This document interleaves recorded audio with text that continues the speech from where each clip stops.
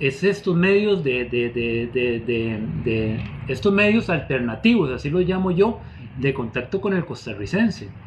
Entonces, este tipo de ley ya tiene una vieja data, ya viene con intentos vieras que de anteriores administraciones. Por ejemplo, en la administración de Luis Guillermo Solís existió también un intento de ya ir regulando de una manera muy agresiva la libertad de expresión en redes sociales. Pero ya existe una ley de regulación para estas redes sociales y existen otras leyes también. Podemos hablar de la Constitución Política, por ejemplo, que en su artículo 28 y 29 es a la base de toda libertad de expresión en Costa Rica. Entonces, podemos leer el artículo 28 costarricense, si me permite un minuto. Oiga, qué interesante. Dice, nadie puede ser perseguido por expresar sus opiniones. Y también dice que las acciones privadas que no dañen la moral o el orden público están fuera de la acción de la ley. Es decir, hay que recordar algo también. Nosotros somos un país que respetamos la Constitución y es nuestra base, nuestro libro base. Y el derecho a la libertad de expresión es un derecho universal. Y así lo tenemos que ver. Un derecho básico como el derecho a la vida, el derecho a la educación, el derecho a esos derechos básicos, el derecho a un juicio imparcial, todo este tipo de cosas. Y en el artículo 29 también, ciudadano, hace referencia a esto también. Hace referencia que todos pueden comunicar sus pensamientos de palabra o por escrito, porque también hay una implicación en libros y en medios digitales. Entonces, uno va a ser responsable de una manera desproporcionada de lo que usted exprese. Es decir, prácticamente se pretende violentar este artículo, tanto 28 como 29. ¿Por qué?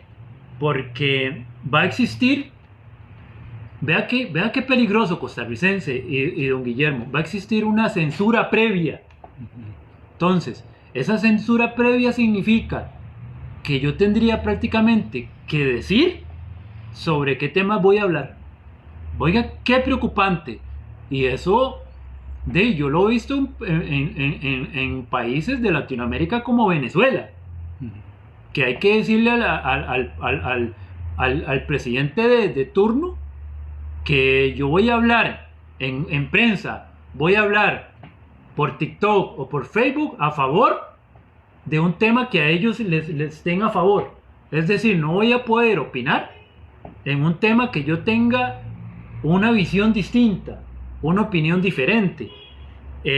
Y hay que recordar algo, costarricense, vea qué preocupante. Nosotros tenemos la Corte Interamericana de Derechos Humanos. Sí, la sede de la Corte. La sede de la Corte. Y existe una convención que habla sobre ese tema, compatriota. Y en el artículo 13, permítame remitirme a ese artículo 13, establece que la libertad de expresión comprende derechos a buscar, a recibir, a difundir información y opiniones.